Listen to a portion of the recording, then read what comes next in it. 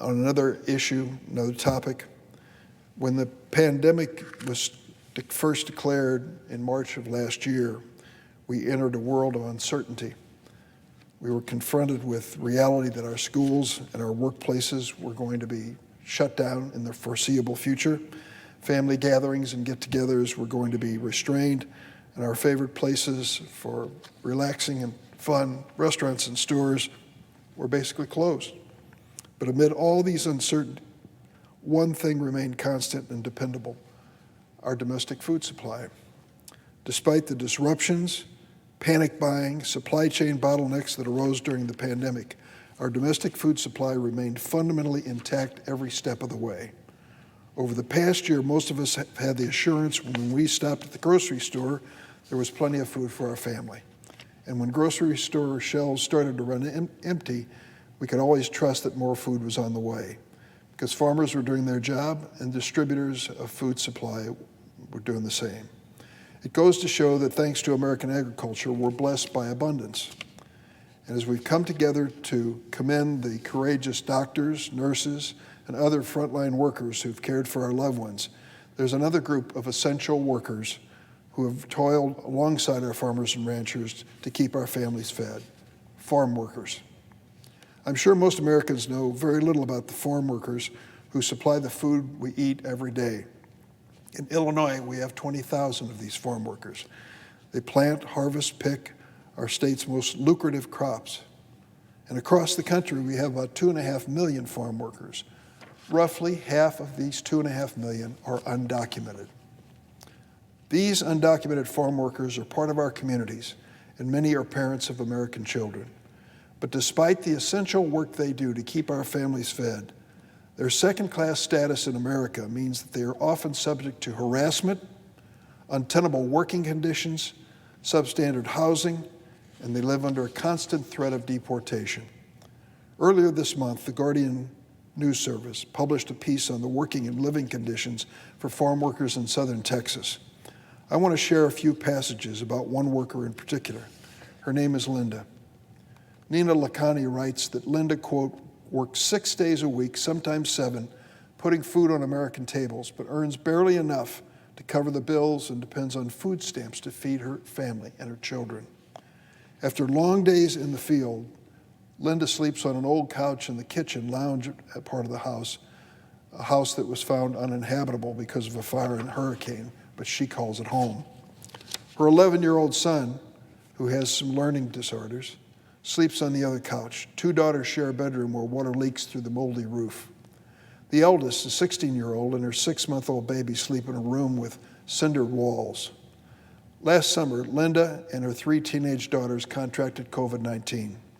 Rather than risk going to an emergency room, a relative with legal immigration status crossed the border to Reynosa and brought back a small tank of oxygen for Linda. Linda has lived in the United States of America for more than 25 years. She's one of the many undocumented farm workers who keep my family and our families fed. Yet she herself can barely afford to feed her own family. Her experience isn't an isolated one. I want to share one last passage from that article in The Guardian. Quote, even before the pandemic, farms were among the most dangerous workplaces in the country. Low-paid workers have little protection, long hours, repetitive strain injuries, exposures to pesticides, dangerous machinery, extreme heat, and animal waste. Now add this contagious virus that these workers face too. According to the Environmental Working Group, more than a dozen states don't provide any form of PPE or COVID testing for farm workers, and there are no social distancing guidelines in place on these farms. In some cases, workers arrive into the fields in tightly packed trucks, and their crews reportedly share cups of water from the same cup during the day. I think it would be accurate to classify these working conditions as dangerous. But these essential workers don't have the luxury of being able to advocate for themselves because they're always under the shadow and risk of deportation. We in the Senate can change that. We can pass a piece of bipartisan legislation that has already passed the House. It's called the Farm Workforce Modernization Act. This legislation would fundamentally change the lives of hundreds of thousands of these farm workers who came to our rescue during the darkest days of the pandemic, who kept working despite the threat of COVID-19 and the fact that they had few creature comforts of their own. This is legislation that has been in the making for years. It would provide a path to lawful, permanent residency for undocumented farm workers and their family members. That means they'd be able to do the essential work they've already been doing without living in fear of being deported and losing their kids. It also means these workers could advocate for higher wages, safer working conditions, which would make our nation's farm labor force more stable, strengthen the durability of our food supply chain. Offering these farm workers a path to permanent residency is the least we can do to acknowledge their tireless, backbreaking work during this pandemic. Over the past year, we've heard a lot of praise for the essential workers of America. I've joined in that chorus. In our time of need, they did their job, and sometimes at great personal cost. Now it's time to do our job and pass the Farm Workforce Modernization Act. Enacting this legislation is not just about doing the right thing for the workers. It's about doing the right thing for our economy and doing the right thing, period. When the pandemic first hit last year, it caused the worst economic crisis since the Great Depression. 22 million jobs vanished in America. Millions of working families lost their source of income, and some, for the first time in their lives, struggled to put food on the table. Can you imagine how much worse this crisis would have been if our nation was saddled with a food scarcity crisis as well? Thanks to our farmers and these farm workers I'm speaking for today, we never faced it.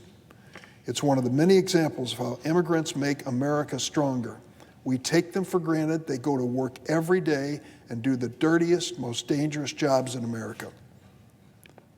Now we have to do something for them. According to last year's census, America's population grew at the slowest rate since the 1930s. That's a warning sign for the future of our economy. If our population growth continues to slow, our nation's tax base will shrink. It means we'll have fewer working-age adults who can help support elderly Americans, a population that's expected to double over the next few decades. To grow our economy, we need to bring people out of the shadows so they can continue to contribute to America for years to come. So when we vote on legislation like the Farm Workforce Modernization Act, we're really voting for our economic future. I'd like to remind my colleagues that America didn't build the world's greatest economy by closing our doors, crossing our fingers, and doing one another's laundry. We did it by welcoming the workers of the world, by offering them a home where they could earn an honest living, pay their fair share, and secure a brighter future for their children. Many people say, well, we want to get those PhDs from India and China and Asia. We want them living here. They're going to be good for our economy. They're going to create businesses. That's all true. I stand behind that as well. But there are also many workers who don't have that level of education, but have a determination and a work ethic that has always been part of success in the American economy. This unique American promise, build a brighter future for their children as well as ours, is the bedrock of our nation. No other country in the world can deprive us of it. We can only deprive ourselves by refusing to fix a broken immigration system that leaves millions of hardworking families in the shadows of our society. If we want to continue leading the 21st century, we want America to be in first place and not in second place, we need to keep the American promise alive. And we need to do it by passing the Farm Workforce Modernization Act, joining together in support of comprehensive immigration reform. Madam President, the issue of immigration, as you probably know, has become a passion of mine. I know it's one of yours. You mentioned to me the other day in passing that you are the only true immigrant in the Senate. And it's, I guess, historic that I would give this speech and you would be presiding over the Senate as I do. I'm sure you feel as I do. These people go to work every single day. They do the dirtiest, hardest, most dangerous work in America. And they do it without any hope of a great future because they're undocumented. They have no future. That person they're working for this week may decide on Friday not to pay them anything. Are they going to go to court to fight for their rights as workers? Probably not. They don't feel they have any rights being undocumented. But a good thing has happened here years ago when our coalition of senators, Democrats and Republicans, put together a farm worker provision, and now the House has done it for us again. They've led the way with the Farm Workforce Modernization Act, passed it in the Senate here. It's time for us to take this measure up. I've talked to a number of our Republican friends. Many of them are from agricultural states. They understand it and they support it. They want to be part of it. You'd be surprised if I told their names on the floor, but I'm going to be careful not to. They're worried because of this issue of immigration and its controversy, but they understand the fairness of it all. I want to salute Michael Bennet, a senator from Colorado, who's been a leader on this subject from the start. Years ago with our coalition effort, Gang of Eight effort, he was the person who put together the farm worker provision. I think Dianne Feinstein was a great contributor in that effort as well. Michael Bennet is back again, working for this bill. We ought to take this up. We ought to do it this week. We ought to pass it out of the Senate, the bill that passed the House. And in so doing, we'd be doing a favor for essential workers, some of the lowest paid, hardest working people in America. It's only right, and I hope we do it soon. Madam President, I yield the floor.